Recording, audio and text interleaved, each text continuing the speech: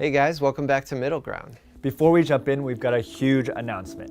A lot of folks have been asking for this for years. We're finally giving you the first ever Jubilee podcast called Radical Empathy. That's right, we are really proud and excited to share it with you guys. It actually features an interview with somebody in this episode, so stick around until the end and we'll tell you more about it. For now, enjoy the episode. The one on my right, sphere, if you think that is the shape of the Earth, point to it now. If you think the other model is the shape of the Earth, point to it now. 2, 1, 0, all engine running. Liftoff, we have a liftoff, 32 minutes past the hour. Liftoff on Apollo 11. One small step for man, one giant leap for mankind. What do you think the shape of the Earth is? I don't think, I know for a fact it's a globe. The Earth is flat. It's like we have this picture of reality that's a big puzzle piece, and then one of those pieces just wasn't fitting. I'm always open to having a discussion with someone who is holding a wrong belief like this. Are you willing to change your mind on this? I'm not. The evidence is so much. Nobody wants to be a flat earther, but if you showed me incontrovertible evidence, I would definitely go back. Who wants the ridicule? Where do you want to get from the discussion with the other side? I'd like to tear them to pieces.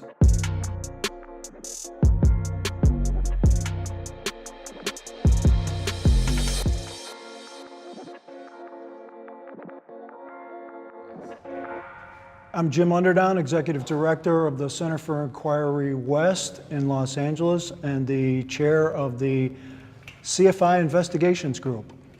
I'm Spencer Marks, one of the senior members of the CFI Investigations Group, Science Advocate. I am Marina Yeri. I'm a theoretical physicist, and I'm with the University of Irvine. I'm Wendell Walton. I'm a Chief Learning Officer for a young startup. I'm Shelley Lewis. I'm a graduate of West Point, critical thinker, and jumped out of airplanes. My name is Dan Glattman. I work as Dan the Waterman in the drinking water filtration industry, and I'm a truth seeker. I get my flat earthers on the left and my globe earthers on the right.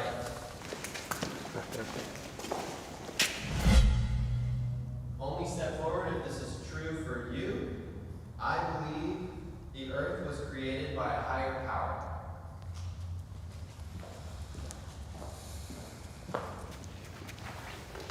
Well, I've been a Christian for 30 years, so the Bible is a flat earth book.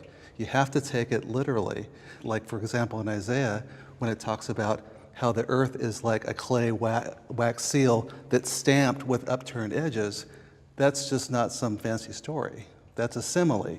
It is like. Right, absolutely. And in Isaiah it talks about too, and I'm a Christian, he who sits upon the circle of the earth. There's a difference between a circle and a ball. Well, exactly. Yeah. If you look at the original Hebrew, it means disc. There's over 200 scriptures in the Bible that point to a flat earth.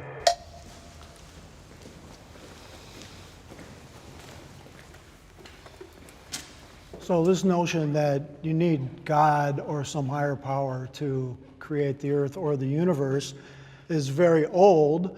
And was initially posited by people of a pre-scientific age. Since then, we have learned quite a bit about the universe coming into existence, when that happened. Modern humans don't get their cosmology, they don't get their physics, they don't get their knowledge of the universe from the Bible or any ancient text. It's sort of like the God of the gaps. Once, people used to believe that lightning was God's wrath and throwing these lightning bolts, but once we understood it was a natural process, God shrank a little bit more because now we couldn't attribute those lightning bolts to God. We had to attribute that to the real science. The other thing, the point about the Bible specifically for me is, why is that one particular text the correct one? You choose to believe that, and that's fine, but there's so many other writings and so many other books, so why weren't they correct? Why is just the Bible correct? Well, what you'll find in a lot of these ancient religions is they're all flat earth religions.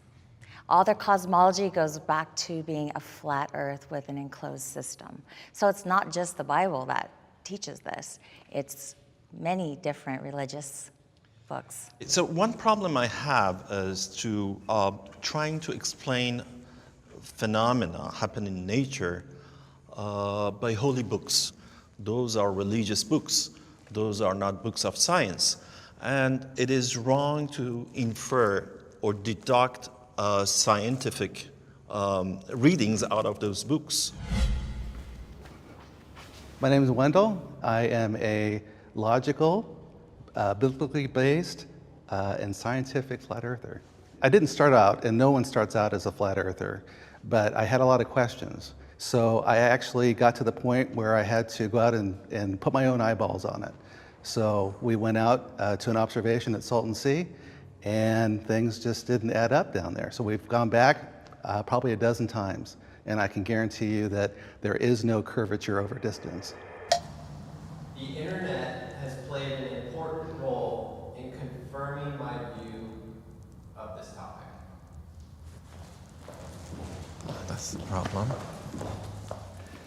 Well, we have the advantage of information today that's outside of channels 2, 4, and 7 and the few networks that are corporately owned. It's pretty easy to say YouTube isn't research, but when you spend enough time, you're picking up quite a bit. And with the discussion groups, panels, we've gone against opposition. We've opposed ourselves. Surprisingly enough, flat Earth is its own worst enemy. So it's not that easy for us to come to consensus. And we find that consensus is orchestrated and not actually scientific in any way.